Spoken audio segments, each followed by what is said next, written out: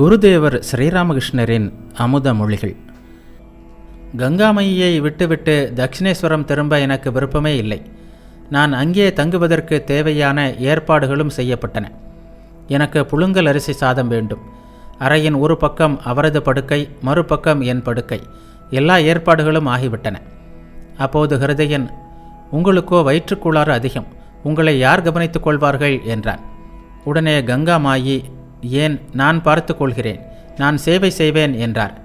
ஹிருதயன் என் ஒரு கையையும் கங்காமாயி இன்னொரு கையையும் பிடித்து இழுக்க தொடங்கினர். அப்போது திடீரென்று என் தாயின் நினைவு என்னுள் எழுந்தது. அவர் அப்போது தட்சிணேஸ்வர கோவிலில் நகபத்தில் தனியாக வசித்து வந்தார். அதன் பிறகு பிருந்தாவனத்தில் என்னால் இருக்க முடியாமல் போயிற்று. உடனே கங்காமாயியிடம், முடியாது, நான் போக வேண்டும் என்று சொல்லிவிட்டேன்.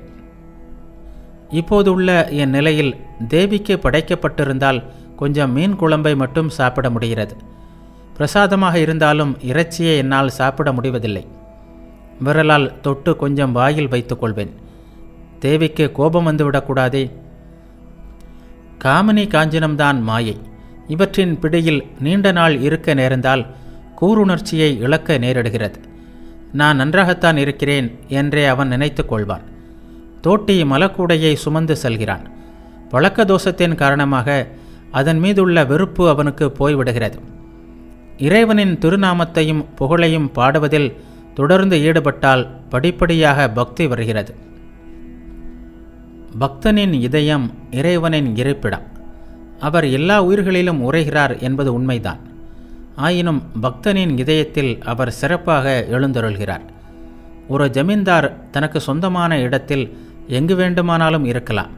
ஆனால் பொதுவாக என்ன வரவேற்பறையில் போனால் அவரை காண முடியும் என்பது மக்களுக்கு தெரியும். அதுபோல் பக்தனின் மனம் பகவானுடைய வரவேற்பறை. ஞானிகள் யாரை பிரம்மம் என்கிறார்களோ அவரையே யோகிகள் ஆன்மா என்கிறார்கள். பக்தர்கள் பகவான் என்கிறார்கள். ஒரே பிராமணன் பூஜை செய்யும்போது பூஜாரி, சமையல் செய்யும்போது அவன் சமையல்காரன். ஞான நெறியை பின்பற்றுபவனான ஞானி இது அல்ல இதுவல்ல என்று பகுத்தறிகிறான். பிரம்மம் இதுவல்ல இதுவல்ல, உயிர்கள் அல்ல, உலகமல்ல என்று ஆராய்ந்து ஆராய்ந்து அவனது மனம் நிலைப்படுகிறது, ஒடுங்குகிறது, சமாதி வாய்க்கிறது. அப்போது பிரம்மஞானம் உண்டாகிறது.